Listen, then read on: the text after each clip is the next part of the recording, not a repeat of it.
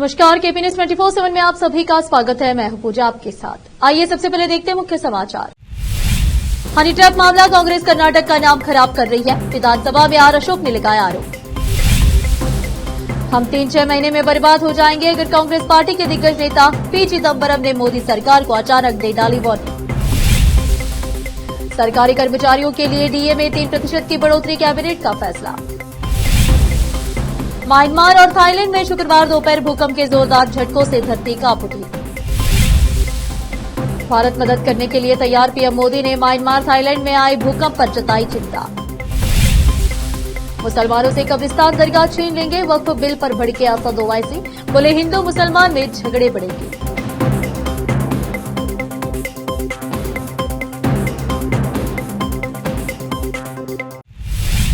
अब समाचार विस्तार से। कर्नाटक के नेता प्रतिपक्ष आर अशोक ने गुरुवार को विधानसभा में आरोप लगाया कि सत्तारूढ़ कांग्रेस सरकार हनी ट्रैप मामले के जरिए राष्ट्रीय स्तर पर राज्य की प्रतिष्ठा खराब कर रही है। अशोक ने आरोप लगाया कि यह साबित हो गया है कि कांग्रेस हत्यारों की पार्टी है। हनी ट्रैप मामले में कांग्रेस के व्यवहार के कारण राज्य की राष्ट्रीय स्तर पर बदनामी हुई है। उन्होंने शुक्रवार को संवाददाताओं को बताया, सत्तारूढ़ पार्टी के विधायकों और विधान परिषद सदस्यों के फोन टैप किए जा रहे हैं। मंत्री केंडा जन्ना के बेटे और अन्य लोग बयान दे रहे हैं कि उनकी हत्या की कोशिश की गई थी। यह सबसे बड़ा सबूत है कि कांग्रेस अपनी सरकार बचाने के लिए किसी भी स्तर तक गिर सकती है।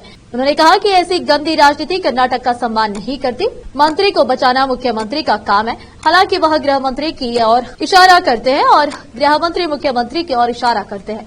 यह स्पष्ट है कि यह एक दिशाहीन सरकार है। मैंने भी गृह मंत्री के तौर पर काम किया है। सीआईडी या एसआईटी को जांच सौंपने का अधिकार मुख्यमंत्री के पास है, गृह मंत्री के पास नहीं। कांग्रेस पार्टी के दिग्गज नेता पी चिदम्बरम ने सरकार से मांग की कि वो अमेरिका के राष्ट्रपति डोनाल्ड ट्रंप के जरिए टैरिफ वॉर की धमकी पर भारत की प्रतिक्रिया स्पष्ट करे। उन्होंने आरोप लगाया कि इस मुद्दे पर न तो संसद में कोई चर्चा हुई है और न ही विपक्षी पार्टियों से कोई सलाह मशवरा किया गया है। चिदम्बरम ने सुझाव दिया कि भारत को उन देशों के साथ मिलकर काम करना चाहिए जो इसी तरह के हित रखते हैं और ट्रंप की नीतियों का विरोध करना चाहते हैं। इस मौके पर चिदम्बरम ने वार्निंग दी है कि अगर ट्रंप अलग अलग देशों पर अलग अलग टैरिफ लगाते हैं तो प्रभावित देशों को अकेले ही इसका सामना करना पड़ेगा। केंद्रीय कैबिनेट ने एक महत्वपूर्ण फैसला लेते हुए केंद्रीय सरकारी कर्मचारियों के लिए महंगाई भत्ते में 3% की बढ़ोतरी की मंजूरी दे दी है। यह बढ़ोतरी लाखों सरकारी कर्मचारियों और पेंशनर्स को राहत प्रदान करेगी। इस फैसले से केंद्रीय कर्मचारियों और पेंशनर्स का महंगाई भत्ता, डीए और पेंशनर्स का महंगाई राहत डीआर 53% से बढ़कर 56% हो जाएगा।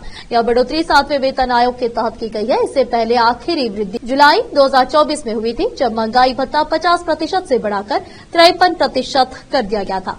डीए यानी महंगाई भत्ता यह एक प्रकार का भत्ता है जो सरकार अपने कर्मचारियों को देती है ताकि वे बढ़ती महंगाई के साथ अपने जीवन स्तर को बनाए रख सके। यह भत्ता कर्मचारी के मूल वेतन का एक निश्चित प्रतिशत होता है और यह समय समय पर बदलता रहता है ताकि महंगाई के प्रभाव को कम किया जा सके। बॉम्बे उच्च न्यायालय ने एक आरोपी को हिरासत में रखने के आदेश को रद्द कर दिया। उच्च न्यायालय का कहना है कि आरोपी को गवाहों के बयानों की प्रति उर्दू भाषा में नहीं दी गई, जबकि वह उर्दू भाषा ही ठीक से जानता है। ऐसे में आरोपी के मौलिक अधिकार प्रभावित हुए हैं। इस आदेश की प्रति शुक्रवार को उपलब्ध हुई है। जस्टिस सारंग कोटवाल और एसएम मोदक की खंडपीठ ने 21 मार्च को दिए अपने फैसले में कहा है क्योंकि गवाहों के बयान उस भाषा में नहीं दिए जिसमें आरोपी पारंगत है, इसके चलते वह हिरासत आदेश को चुनौती नहीं दे सका। पीठ ने मोहम्मद यूसुफ नामक व्यक्ति की याचिका पर यह आदेश पारित किया जिसने उसके बेटे शहबाज अहमद को नासिक जिला मजिस्ट्रेट द्वारा जारी जुलाई 2024 के हिरासत आदेश को चुनौती दी थी। अब फिलहाल एक छोटा सा ब्रेक। हिंदुस्तान के हर कोने में हम हैं मौजूद। 24 घंटे हालात पर गहरी नजर,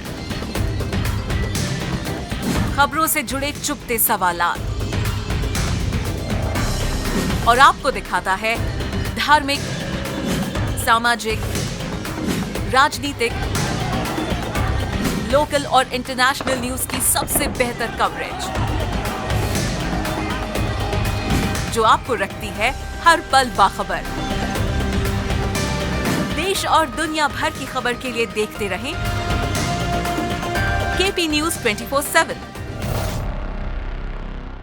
नूर एजुकेशन ट्रस्ट बिदर की ओर से चलाए जाने वाला Noor MEd and BEd college Bidar recognized by NCTE Delhi and affiliated to Bidar University, Bidar. Admission are open for the academic year 2024-25. विशेषज्ञ और सक्षम शिक्षकों द्वारा शिक्षा प्राप्त करने के लिए नूर एमएड एंड बीएड कॉलेज में दाखिला लें और शांत वातावरण में शिक्षा प्राप्त करें। बीदर शहर में बेहतर शिक्षा का एकमात्र केंद्र Noor MEd and BEd college, Shahpur gate, Bidar. Phone numbers 9945283920, 8482221297।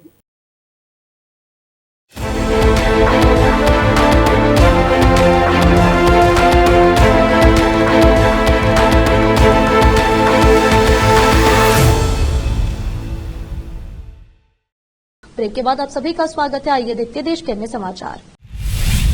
अभी आतंकवादियों को मारने के लिए सेना को कई दिन ऑपरेशन चलाना पड़ जाता है, क्योंकि वो कुछ ऐसी जगहों पर छिपे रहते हैं जहां सीधे ऑपरेशन करना मुश्किल होता है। लेकिन अब भारतीय सेना ने एक ऐसा हथियार तैयार कर लिया है जिससे सेना को इस तरह के ऑपरेशन में बहुत मिलने वाली है। सेना की फ्लेयर-डी-लीज ब्रिगेड ने पहली बार एक फर्स्ट पर्सन व्यू या पीवी ड्रोन का कामयाबी के साथ टेस्ट कर लिया है, जो एक आत्मघाती हमले की भूमिका निभाने वाले एंटी टैंक हथियार से लैस है। यह भारतीय सेना के जरिए बनाई गई अपनी तरह की पहली परियोजना है और डिफेंस क्षेत्र में एक महत्वपूर्ण उपलब्धि मानी जा रही है। बसपा सुप्रीमो मायावती ने समाजवादी पार्टी और उसके मुखिया अखिलेश यादव पर तीखा हमला बोला है। मायावती ने आरोप लगाया है कि सपा अपने राजनीतिक लाभ के लिए दलित नेताओं का इस्तेमाल कर रही है। उनका कहना है कि सपा दलित नेताओं को आगे करके अपनी राजनीति चमकाने में जुटी है। मायावती ने आगरा की घटना की तुलना 2 जून 1995 के लखनऊ गेस्ट हाउस कांड से की है। उन्होंने कहा है कि उस समय सपा की सरकार में उनके ऊपर जानलेवा हमला हुआ था, जिसे अब याद किया जाना चाहिए और अखिलेश यादव को उसका पश्चाताप भी करना चाहिए। बसपा प्रमुख ने इस घटना का जिक्र तब किया जब बीते बुधवार को आगरा में समाजवादी पार्टी के राज्यसभा सांसद रामजी लाल सुमन के घर पर करणी सेना के कार्यकर्ताओं ने हमला किया था। इस घटना को समाजवादी पार्टी के नेता दलित समाज पर हमला बताने की कोशिश कर रहे हैं। इस हमले के बाद से देश में इस पर राजनीति शुरू हो गई है। वक्फ संशोधन विधेयक को लेकर सत्ता पक्ष और विपक्ष के बीच चल रही जुबानी जंग के बाद all India Muslim personal law board ने केंद्र सरकार के खिलाफ विरोध प्रदर्शन शुरू कर दिया है, जिसके बाद देश के अलग अलग हिस्सों में मुस्लिम संगठनों ने वक्फ अमेंडमेंट बिल 2024 के खिलाफ आवाज उठानी शुरू कर दी है। इसी बीच ऑल इंडिया मजलिस इत्तेहादुल मुस्लिमीन एआईएमआईएम प्रमुख अज़ुद्दीन ओवैसी ने वक्फ बिल को लेकर सरकार पर तीखा हमला बोला है, जो इस बिल के विरोध में पहले दिन से ही अपनी आवाज उठा रहा है। ओवैसी ने वक्फ बिल की खामियों के बारे में खुलकर बात की है। अज़ुद्दीन ओवैसी ने कहा कि यह कानून वक्फ बिल असंवैधानिक है। यह कानून वक्फ की संपत्ति को बचाएगा नहीं, बल्कि इसमें ऐसे प्रावधान हैं जो मुसलमानों से कब्रिस्तान दरगाह छीन लेंगे। मीडिया को दिए गए एक इंटरव्यू में ओवैसी ने तर्क दिया कि यह विधेयक संविधान के अनुच्छेद 26 का उल्लंघन करता है, वक्फ बोर्ड की स्वायत्तता में हस्तक्षेप करता है और सरकारी अधिकारियों को अत्यधिक अधिकार प्रदान करता है। अब फिलहाल एक और छोटा सा ब्रेक। हिंदुस्तान के हर कोने में हम हैं मौजूद। 24 घंटे हालात पर गहरी नजर, खबरों से जुड़े चुपते सवालात और आपको दिखाता है धार्मिक, सामाजिक, राजनीतिक, लोकल और इंटरनेशनल न्यूज की सबसे बेहतर कवरेज, जो आपको रखती है हर पल बाखबर। देश और दुनिया भर की खबर के लिए देखते रहें केपी न्यूज 24/7।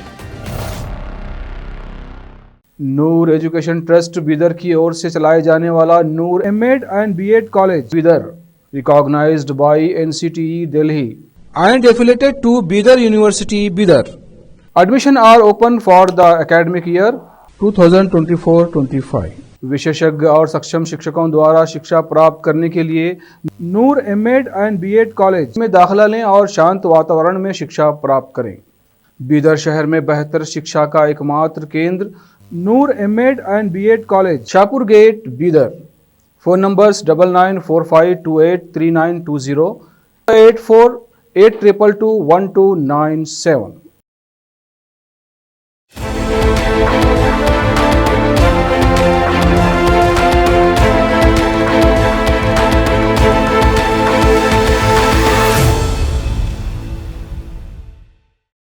ब्रेक के बाद आप सभी का स्वागत है। आइए देखते हैं देश के अन्य समाचार। म्यांमार और थाईलैंड में शुक्रवार दोपहर भूकंप के जोरदार झटकों से धरती कांप उठी। म्यांमार में शुक्रवार को 7.7 तीव्रता का भीषण भूकंप आया, जिसके 12 मिनट बाद ही 6.4 तीव्रता का आफ्टर शॉक महसूस किया गया। थाईलैंड में भी भूकंप के शक्तिशाली झटके महसूस किए गए। इसका असर भारत में कोलकाता और इम्फाल तक देखने को मिला। भूकंप के दौरान तबाही की कई तस्वीरें सामने आई। कई इमारतें तो पल भर में जमींदोज हो गए। म्यांमार के सरकारी मीडिया के अनुसार 7.7 तीव्रता के भूकंप के बाद राजधानी और दूसरे सबसे बड़े शहर में आपातकाल लगा दिया गया है। भूकंप की वजह से बैंकॉक में ऊंची ऊंची छतों पर बने पुलों से पानी बहकर किनारे पर आ गया और कई इमारतों से मलबा गिरने लगा। म्यांमार और थाईलैंड में भूकंप ने भीषण तबाही मचाई है। पीएम मोदी ने भूकंप में हुई इन घटनाओं पर दुख जताया।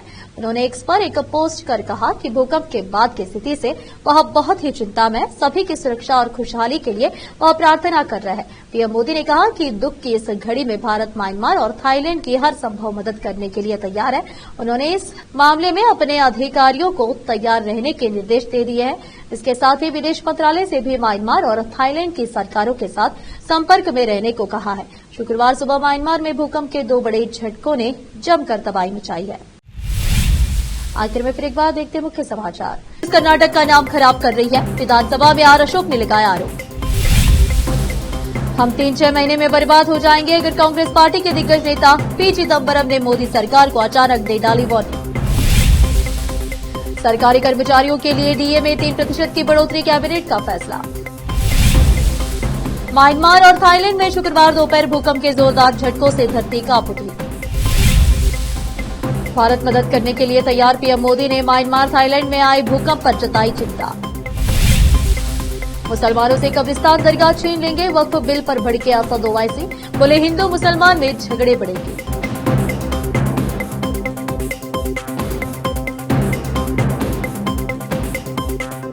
देश प्रदेश और स्थानीय समाचारों के लिए देखते रहिए आपका अपना चैनल केपी न्यूज 24/7। अधिक जानकारी के लिए चैनल को लाइक, शेयर और सब्सक्राइब जरूर करें। धन्यवाद।